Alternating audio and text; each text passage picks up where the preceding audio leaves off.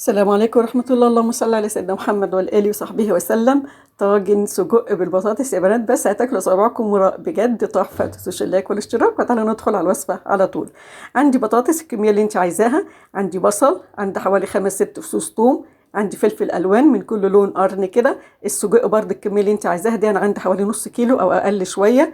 عندي كوباية طماطم وصلصة، وعندي البهارات هقولها لك. وانا دلوقتي شايفين البهارات بقى، انا عندي فلفل وملح وزنجبيل وشوية كمون وشوية بهارات لحمة او بهارات فراخ اللي موجودة عندك هينفع، او ال7 بهارات. قلبي كده البهارات مع الفلفل الالوان كويس جدا، وبعد كده انزلي عليهم بالبطاطس وقلبيهم. ديت يا جماعه الخطوه ديت مهمه جدا، وسيبوهم يتبلوا شويه، ونرجع نشوف هنعمل ايه في السجق. السجق انا عندي عايزه تقطعيه او عايزه تعمليه كده سليم، يعني مفيش مشكله، مع شويه زيت كده.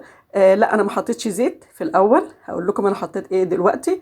لقيت بقى السجق بتاعي كده ناشف، يعني هو مهوش دسم قوي، فحبيت هحط عليه بقى ايه 3 4 معالق يعني ايه زبده، عشان بيخلي طعمه جميل كده. وممكن على فكره ممكن تحطي زيت، بس انا قلت الزبده هتخلي كمان طعمه جميل، لان في انواع من السجق بيبقى فيها يعني نسبه الدهن كبيره فبيكش شويه. لكن انا الكويس يعني ان السجق انا عندي زي ما انا حطيته ما كشش، وفي نفس الوقت طعمه جميل جدا، والزبده اعطيته طعم زياده. يعني الزبده ده اختياري او زيت. تمام.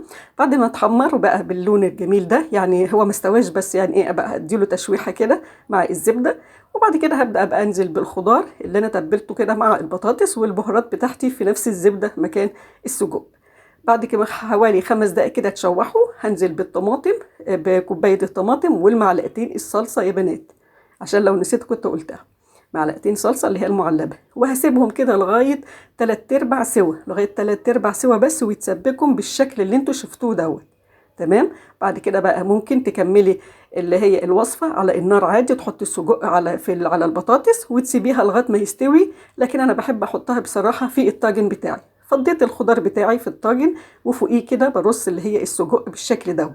وبعد كده هحط بقى ايه حوالي نص كوبايه ميه، وطبعا يعني كنت حاطه فيها حبه ملح صغيرين، واحطهم بقى ايه في الفرن، يعني حوالي من نص ساعه لغايه مثلا او تلت ساعه لو الفرن حامي. يعني انا ما غطيتهوش يا بنات، لغايه ايه ما هيستوي والسجق ده هيتحمر، وهيطلع لك احلى طاجن سجق ممكن عملتيه في حياتك. بجد تحفه، كان طعمه